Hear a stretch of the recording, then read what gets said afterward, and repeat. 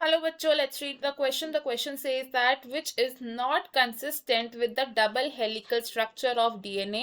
Question में हमारे पास चार ऑप्शन है, हमें बताना है कि इनमें से क्या कंसिस्टेंट नहीं है, यानी कि क्या इनकरेक्टली गिवन है. हमारा की कॉन्सेप्ट होगा DNA. The key concept is DNA. DNA की फुल फॉर्म क्या होती है? It is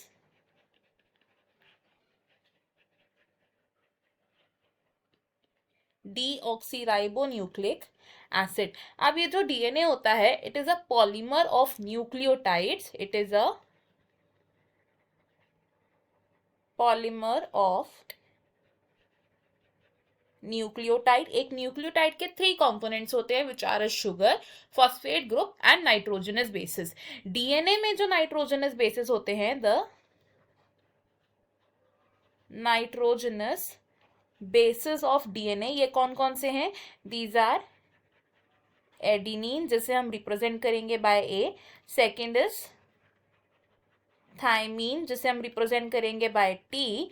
next is cytosine, जिसे हम रिप्रेजेंट करेंगे by C. And last is guanine, जिसे हम रिप्रेजेंट करेंगे बाय जी.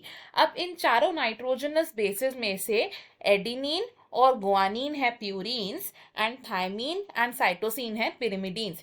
डीएनए बनाता है एक double helix structure. It forms a double helix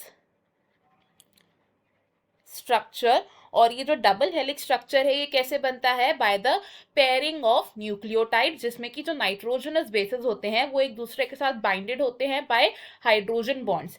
adenine thymine के साथ बॉन्ड बनाता है by 2 hydrogen bonds, and guanine cytosine के साथ लिंक्ड होता है बाय 3 हाइड्रोजन बॉन्ड्स. अब अगर बात करें शारगाफ रूल की, according to Chargaff rule, Chargaff का रूल क्या कहता है कि एक डीएनए हेलिक्स में amount of adenine amount of thymine के इक्वल रहता है, and amount of guanine equal रहता है to the amount of cytosine. It says amount of adenine किसके इक्वल है? It is equal to amount of thymine, which is की adenine का amount thymine के इक्वल है. एंड सेकेंडली क्या बताता है कि अमाउंट ऑफ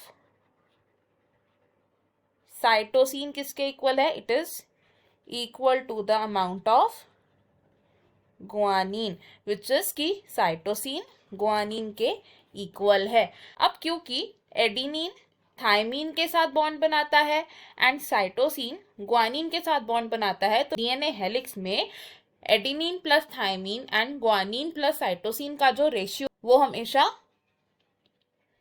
कांस्टेंट रहता है. अब अगर हम टेम्परेचर इंक्रीज करते हैं, अगर temperature is increased, temperature increase होने का मतलब क्या है? कि हमने हीट को इंक्रीज कर दिया है. अगर हम डीएनए हेलिक्स को एक ऐसे एनवायरनमेंट में रखते हैं जहां पर जब हीट इंक्रीज होगी तो डीएनए की डेंसिटी पर क्या असर आएगा?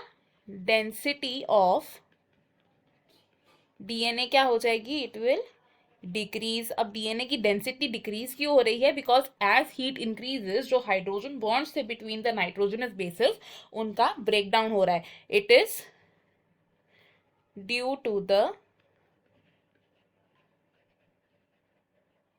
breakdown of hydrogen bonds between the nucleotide. अब अगर हम अपने ऑप्शंस देखें, ऑप्शन ए में क्या कहा गया है कि amount of adenine and thymine are equal and amount of cytosine and guanine are equal. तो ये एक कंसिस्टेंट स्टेटमेंट है, तो इसलिए ये ऑप्शन हमारा रॉन्ग हो जाएगा. यहाँ पर ये साइन इज इक्वल टू का साइन है. It is not the sign which represents the number of hydrogen bonds. Option B कह रहा है density of DNA decreases on heating, तो ये भी एक कंसिस्टेंट स्टेटमेंट है, इसलिए ये ऑप्शन भी रॉन्ग हो जाएगा. ऑप्शन सी कह रहा है कि a plus T upon G plus C is not constant, तो ये क्या है? नॉट कंसिस्टेंट या फिर इनकंसिस्टेंट स्टेटमेंट है, इसलिए ये ऑप्शन हमारा करेक्ट हो जाएगा. एंड ऑप्शन डी भी हमारा यहाँ पर रॉन्ग है. इस क्वेश्चन में हमारा most appropriate and correct answer option C होगा. I hope you understood it well. Best of luck. Thank you.